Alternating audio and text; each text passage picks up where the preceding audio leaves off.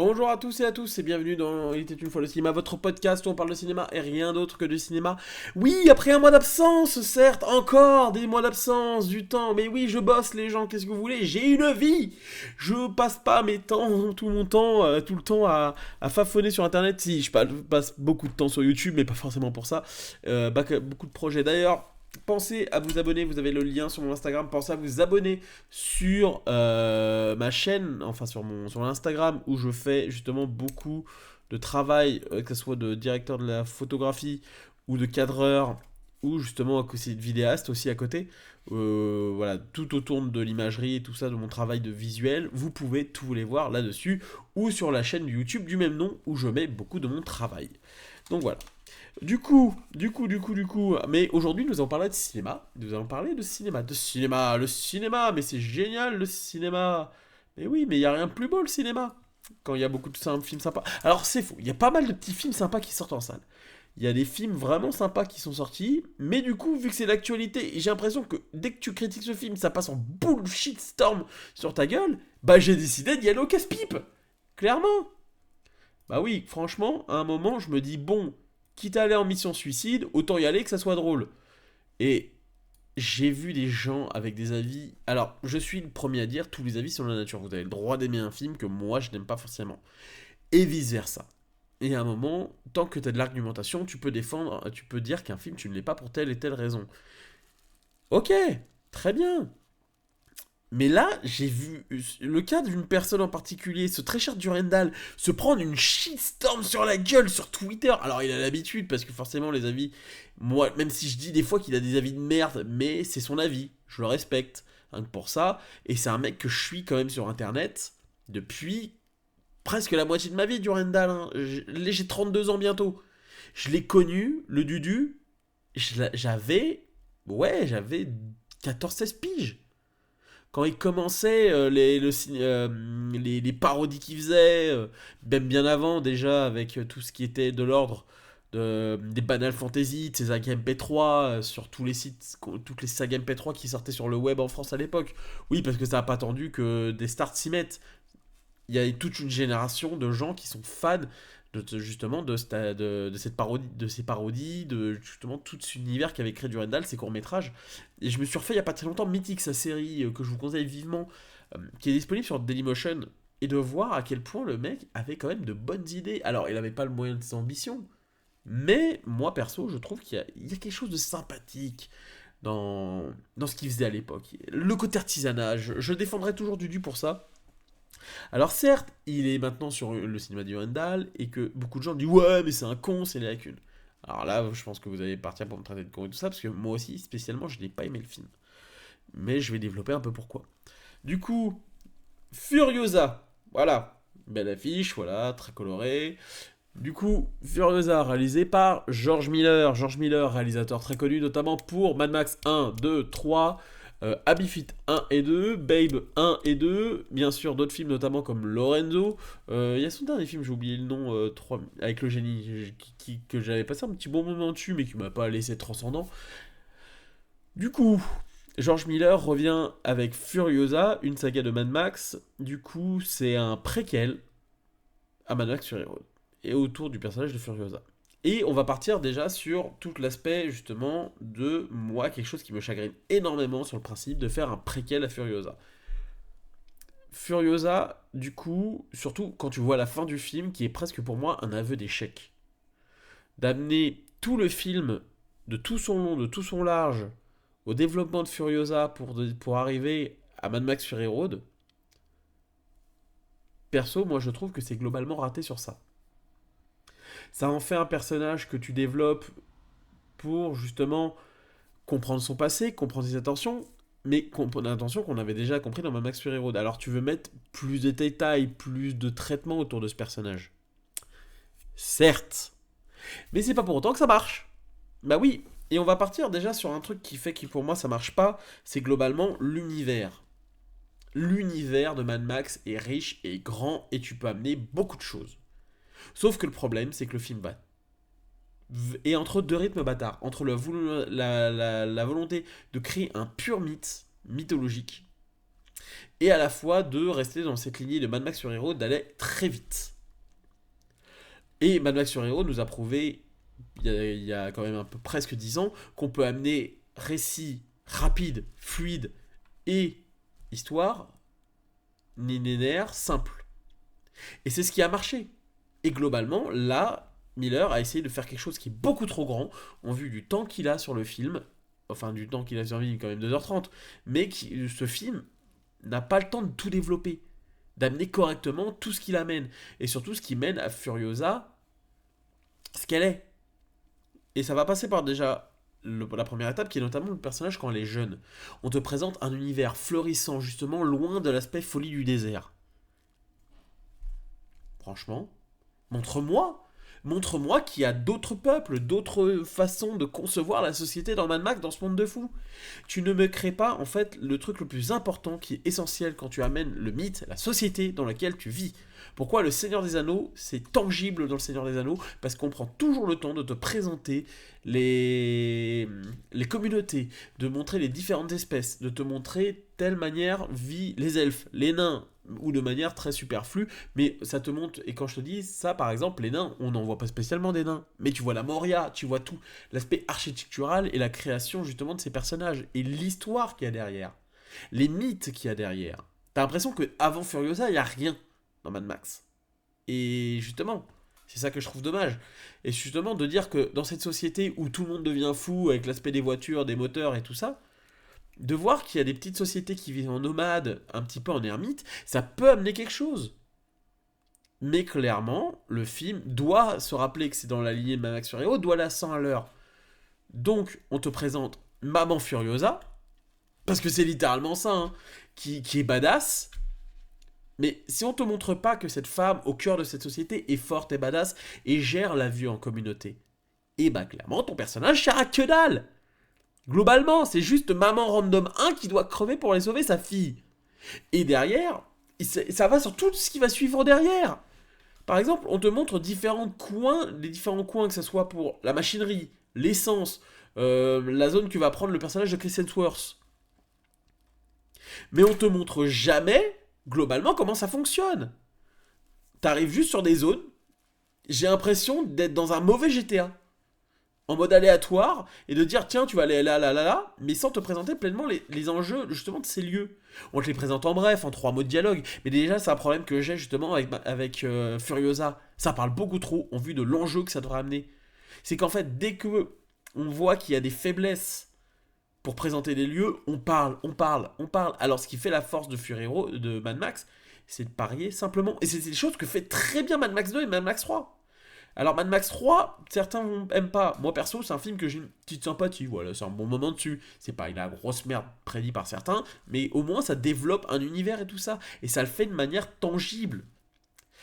Pourquoi dans Mad Max Fury Road ça marche? Parce que pendant au moins un quart d'heure, tu comprends tous les embouteillages qu'il y a dans la citadelle de Immortal Joe. Et il y a beaucoup de choses qui fait que c'est très intéressant, justement, ce système. Et parce que tu restes ancré sur une société. Là, tu veux montrer trop de trucs avec Furiosa. Montrer de son passé, de comment elle va devenir, et tout ça. Et au final, vu que tu es entre eux, cette volonté de création de mythes autour de Furiosa et de son univers, tu te recentres pas sur l'essentiel qui est avant tout, globalement, ton univers et les personnages, qui sont assez faibles et qui sont tangibles. Parce que Furiosa, techniquement parlant, tu sais ce qui va lui arriver derrière. Donc certes, son point de chute, de but est la vengeance. C'est-à-dire avec le personnage qui est presque, entre guillemets, un homme qui va la enlever pour en faire sa substitution, qui elle va partir pour un mariage arrangé ou une alliance. Donc derrière, cette envie, elle va partir en quête de vengeance. Très bien. Je le sens, ton envie de faire de la mythologie. Mais si tu ne me présentes pas distinctement toutes les différentes alliances que tu peux avoir tout autour de ton truc, bah c'est compliqué. Et moi, c'est quelque chose qui me chagrine énormément. Donc voilà, je trouve que moi, le film manque, techniquement parlant, pour un film de 2h30, j'ai l'impression que pour le film, il lui manque presque une demi-heure ou 3 quarts d'heure justement de plus pour pouvoir me présenter pleinement l'univers. Et certains vont me dire, oui, mais c'est pour aller à l'essentiel et tout ça. Il y a une différence entre aller à l'essentiel et pas prendre le temps de présenter correctement les choses. Tu regardes les versions courtes du Seigneur des Anneaux, ça te présente pas tout. Mais, à 100%. Mais tu comprends les enjeux et les aboutissants des univers. Que ce soit la communauté, que ce soit la ville de Hobbit, la comté, que ça soit le village des hommes, les différentes villes, justement, les différents points, et ça prend le temps. Le film, justement, avec cette volonté d'avoir un rythme très effréné à la Mad Max Fury Road, je pense, casse le truc. Si tu aurais voulu partir dans ce truc-là, du mythe, il aurait fallu prendre plus son temps, quitte à perdre les gens totalement sur le rythme avec. Mais vu qu'il faut des scènes d'action, que ça pète avec des véhicules, voilà. Donc, ça, c'est mon avis sur l'aspect du mythe. Et Furiosa, je vous avais dit, justement, pour moi, un préquel sans intérêt. Alors, certes, oui, il y a ce kidnappé et tout ça. L'aspect du relationnel, pour moi, ne marche pas. Déjà, Furiosa, tu passes justement avant que la vengeance pour elle soit claire et précise. C'est presque une autre moitié de film. J'ai l'impression que justement, que le film aurait dû presque être en deux parties. Une partie sur son enfance, centrée sur son enfance, où elle prend le temps, où le mythe, justement, de cette gamine qui se fait enlever et qui rentre dans cette bande, justement, par cette bande. Là, il y aurait eu quelque chose d'intérêt.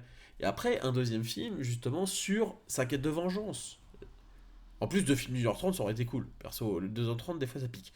Mais à un moment, voilà, je trouve que c'est comme ça que ça aurait marché beaucoup plus d'un point de vue de traitement de personnage. Et Furiosa, globalement, est-ce que quelque chose... Alors, le personnage est badass, certes, beaucoup de gens l'ont aimé dans Mad Max Fury Road. Mais moi, perso, en fait, je sais pourquoi elle aboutit comme ça, en fait.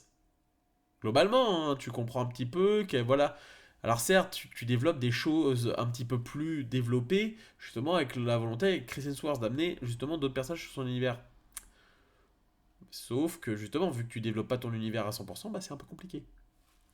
Et ce qui aurait été intéressant justement de l'aspect de Furiosa, c'est de développer justement, quitte à comment elle va évoluer derrière, après le post Immortal Joe. Donc voilà, moi c'est quelque chose qui me dérange énormément.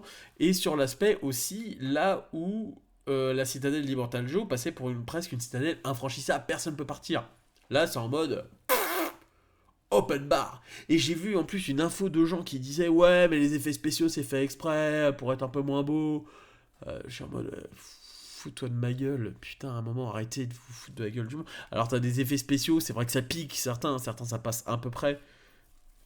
Mais voilà, perso, je trouve que toute l'envie d'amener ce mythe ne marche pas. Ça ne marche pas. Voilà, c'est mes arguments que j'ai. Dites-moi si vous en avez d'autres sur ce que vous pensez. Et pourquoi vous avez aimé ce film. Et pourquoi pour vous ça marche. Du coup, là, on va passer un peu du côté des personnages. Du coup, en personnage... parce que tu la vois presque plus qu'Anya Taylor-Joy, c'est justement Alila Brown. Et qui c'est Alila Brown? Eh ben c'est Furiosa enfant. Ah putain. Waouh, tu la vois presque plus autant que Anya Taylor-Joy.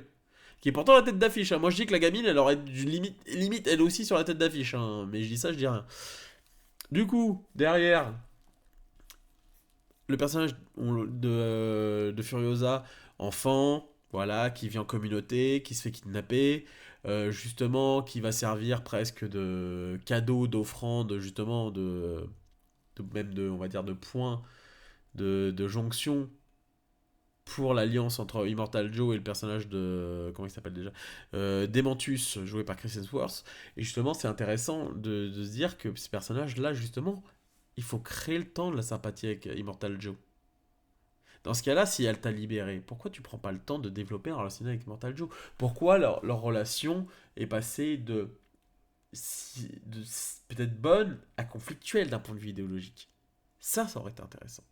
Moi perso, et justement c'est pour ça que quand... Alors certes, elle monte en fonction. Alors déjà sur un truc tout con, quand c'est le passage à Anya Taylor-Joy, déjà ils ont pris quand même du temps pour pas la choper, même si elle s'est déguisée grimée en mec. À un moment, je suis en mode... Ah Ah les gars Alors sachant que c'est ouvert de ouf, donc pourquoi tu t'es pas barré? Déjà de 1. Alors peut-être il y a des mecs avec des snipers ou des kamikazes qui auraient pu lui péter à la gueule, certes, peut-être. C'est une idée, hein. Mais globalement, pourquoi t'as pas essayé? De 2, pourquoi sur le principe, tu veux éviter, justement, mais dans ce cas, à un moment, t'arrives bloqué. T'arrives bloqué, le personnage veut fuir, Immortal Joe, mais en fait, elle le croise pas tant que ça au final. Elle le croise viteuf sur deux trois trucs. Elle le croise quand ça se sépare et encore elle est enfant. Et après, à la fin, elle lui fait presque la morale disant que Demulus, il fait des conneries, tout ça, faut aller lui péter la gueule. Mais meuf, t'arrives comme ça. Alors certes, t'as pris un poste de galon grâce à ton mec. À ton mec joué par Tom Brooke, justement, prétorian Jack. Et qu'à un moment, et d'ailleurs on y reviendra un peu sur ça aussi vite fait, et c'est très intéressant. Et justement, leur relation pour moi avec Immortal Joe, justement, doit amener à Mad Max Fury Road. C'est pour ça que, en plus, quand t'arrives à la fin de Fury Road, tu te dis, mais comment on en arrive à ce niveau-là? Comment on en arrive à ce niveau de dire que votre relationnel de Mad Max Fury Road n'est pas raccord? Ça passe pas. Il y a tout cet aspect, et derrière, parce que tout le centre de l'attention est centré sur le personnage de Chris Hemsworth. Parce qu'il faut créer un nouveau méchant, il faut créer un nouveau antagoniste. Et un antagoniste que, perso, moi, c'est un des rares points que j'ai plutôt bien apprécié du film. C'est-à-dire un personnage loufoque, assez cinglé. Alors, certes, assez incompétent sur beaucoup de choses, mais vu que c'est un mec qui se croit pour un semi-dieu pour moi qui tombe justement de sa chaise, n'étant rien qu'un homme minable, je trouve ça intéressant sur le principe du mythe. Mais toute leur relation est intéressante à eux deux. Même sur la fin, que moi perso je trouve. Ah, ok, pourquoi pas. Mais sur tout le reste, la relation entre les personnages marche pas. La seule petite relation qui marche encore viteuf, c'est Tom Brooke et Anya Taylor-Joy. Et encore, ils se voient vite fait. Ce qui fait que la relation Charlize Theron et Tom Hardy dans Mad Max Fury Road, alors certes, ça se passe sur la même temporalité, c'est qu'ils vivent ce moment ensemble dans l'urgence tous les deux. Alors qu'à la base, Anya Taylor-Joy voulait juste se barrer. Voilà. Et pourquoi tu te barres pas? Pourquoi tu vas bosser pour Immortal Joe et même s'il y a ton copain? Pourquoi vous vous barrez pas directement les deux? Enfin voilà, c'est des trucs, des points de jonction que moi je fais d'un point de vue relationnel. Le film ne marche pas. Et c'est tout ce que je rallie au niveau du mythe, justement. Et tout est fait avec des gros sabots pour te dire regarde quand elle a perdu son bras, oh là là, regarde là comment elle souffre, regarde là, tout. Ça en fait vraiment des caisses. Et c'est pour ça que Fury Road passait bien, même s'il n'était pas dans la même intention. Il marchait mieux sur cet aspect-là de se dire toutes les choses qui se passent dans l'instant T. Il est parti sur le même problème, sauf que là, tu es sur une temporalité qui prend beaucoup plus de temps. Et voilà. Et aussi, d'autres personnages, justement, le personnage d'Immortal Joe, euh, qui, perso, je trouve, est stupide. Tout le monde lui dit que t'es un con fini.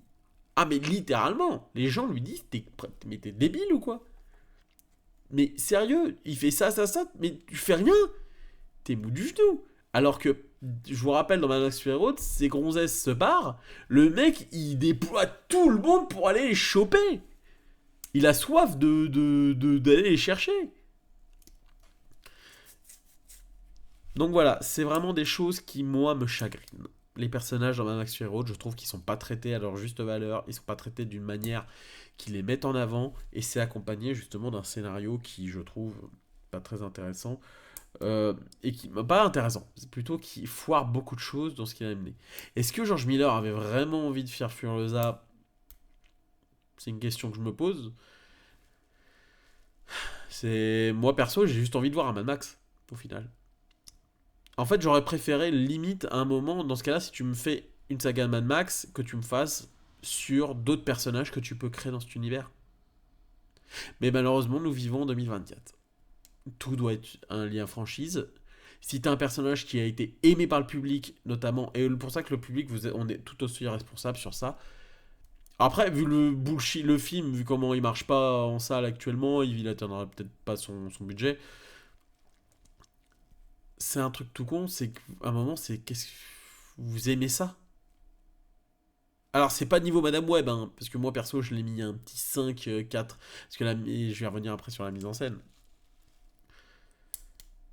Mais c'est pas ouf, on est responsable à un moment de ce qu'on amène et ce qu'on regarde. Et perso, pour moi, ça marche pas. Du coup, on revient à direct un petit peu, là je vais revenir à la mise en scène.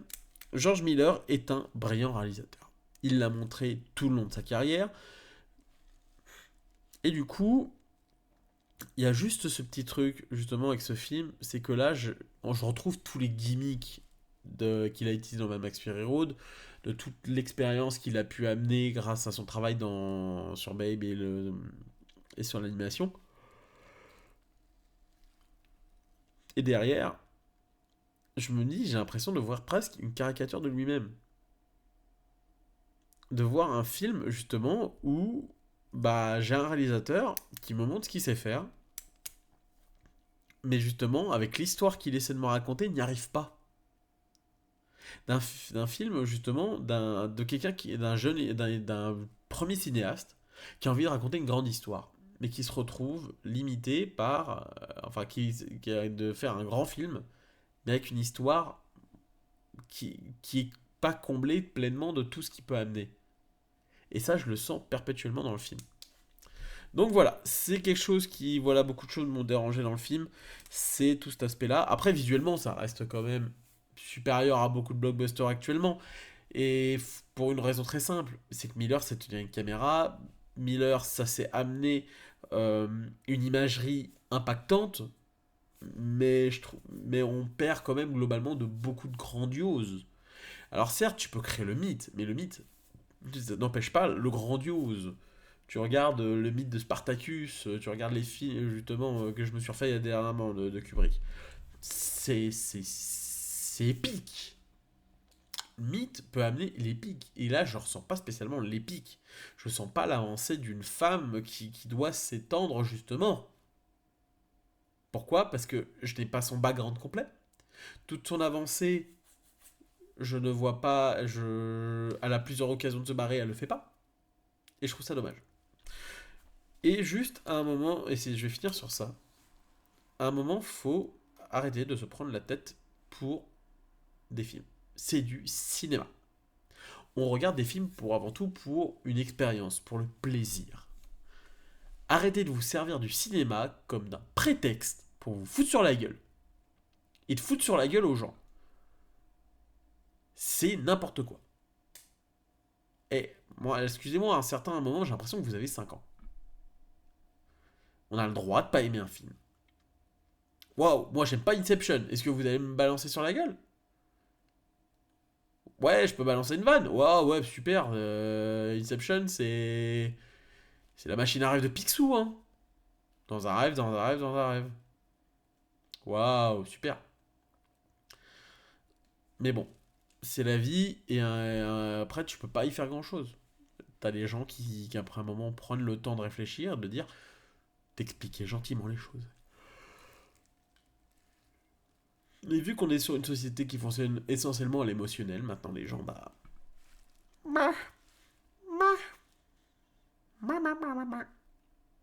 Enfin voilà. J'espère que vous aurez aimé cette vidéo. Dites-moi vos avis dans les commentaires, dans le respect, la gaieté, la bonne humeur. Et on se retrouve prochainement pour peut-être un autre film. Voilà, parce que je pourrais peut-être traiter d'autres films que j'ai vus actuellement, je suis allé en salle, comme un lundi par exemple, qui est un très bon petit film japonais je l'aime bien. Peut-être mon top 10 de l'année, j'en sais rien. On va voir. Je vous dis donc à la prochaine. Portez-vous bien. Tchuss!